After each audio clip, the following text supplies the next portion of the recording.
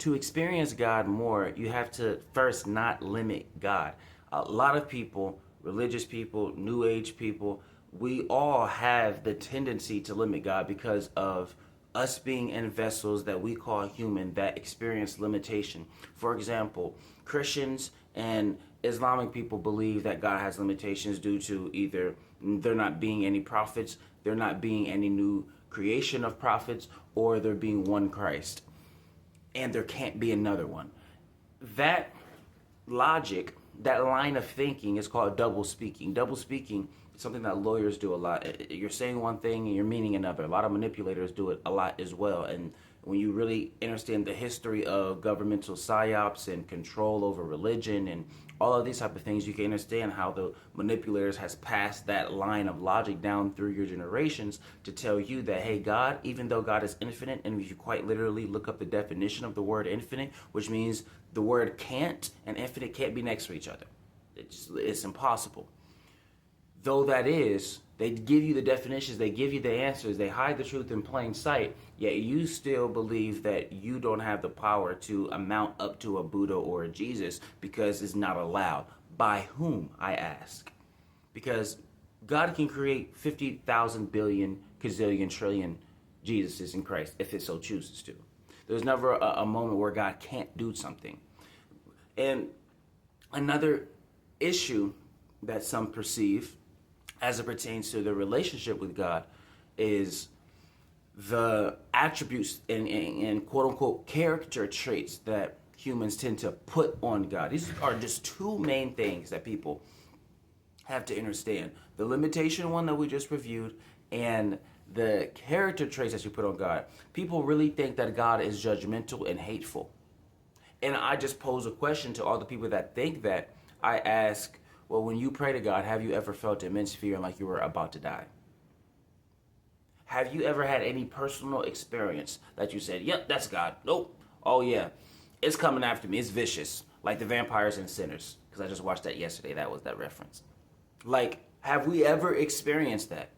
Like, you know how if you watch the movie Sinners, you know how the movie was just great. I'm like, oh my God, I'm learning about the history, all of that, whoa, all of that, right? And then out of nowhere, it just like vampires now. Like, did you ever pray and was like, bam, vampires now? Like, no. So no one has actually had a personal experience where it was like, I am doomed because of God. So where was this notion of fearful, judgmental, and angry God came from? And if you really look at the psyops across the land, psyops means psychological operations. Psychological operations have been ran on us since, oh my goodness, since the beginning of the government. And one governmental psyop you can look into is Operation Gladio, which is the Vatican and the CIA teaming up. I promise you, if they did it once, they can do it again. They teamed up to destabilize Italy. So you don't think they'll destabilize you? Like, come on now. So we have to get into the point of recognizing if we see our relationship as God as important, we must, it is a requirement to not do these two things, add limitations on God and put these negative attributes on it when you yourself never had a bad experience. Because all you're doing is recycling the programming. You're literally a robot reading from a prompt or a person in the video game that doesn't have any more voice lines coded in them.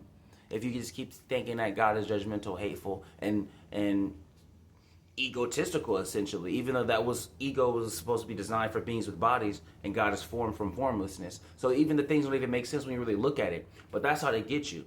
They say, oh, watch how we can get these humans to believe something that is so utterly ridiculous, but we get enough people to say it, and then they'll say it too. Like, it goes to this test that I watched Candace Owen talk about that the CIA does. And she said it was this test. There was a group of people. I may get the numbers a little different, but the test is going to be the same. There was like 8 different people, right? 7 of them were CIA agents, and 1 of them was like a normal civilian. And the person, like the organizer or the host, if you will, would hold up a shape and just simply tell everybody to say what the shape is, right? The shape was a triangle, right? And the civilian was the last person picked. So for 7 people straight, when the host was like, "Hey, what is this shape?" Everybody seen it was a triangle, but called it a square. Looking at a triangle, but they said it's a square. So square, square, square, square, square, and then when it got to the actual civilian at the end, she looked around. I'm looking at a triangle. I clearly see a triangle, and then called it a square because she didn't want to be the person that was like, "Oh, seemed crazy" or whatnot. And if that little thing has been proven and proven and proven and proven through all these psyops, that it's so easily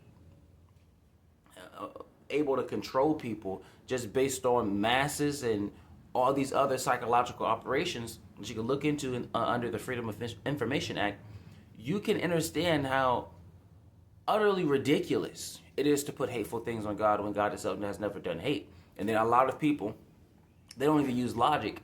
They say, but the Bible, or but this book, or but this book, but this religion says. And I just ask you, a man wrote that, right?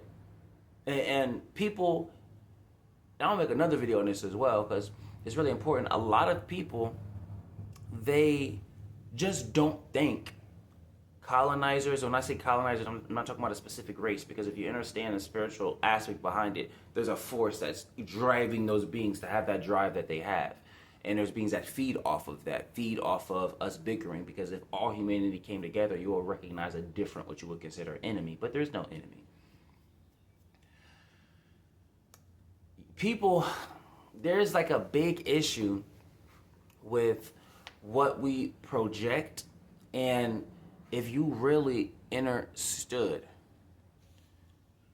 your own experience and not the experience told from another person, you will have a better relationship with God. And by a better relationship, I'm not just saying, oh, we're now loving, oh, I now appreciate now specifically God more. I'm talking about miracles will pop up in your life. Trust me, I have thousands of people that follow my courses, that listen to my teachings, and even my own life, and we all in unison say, hey, miracles is popping off. Hey, dreams is getting deeper. Dreams is getting vivid. I'm starting to have out-of-body experiences now. I'm starting to see spirits. I'm starting to hear spirits talk to me. Just ever so nudging in gentle directions. I'm starting to get abundance. And when that word get is in there, just transmute it into recognize that I already had abundance. So that is something that you can utilize.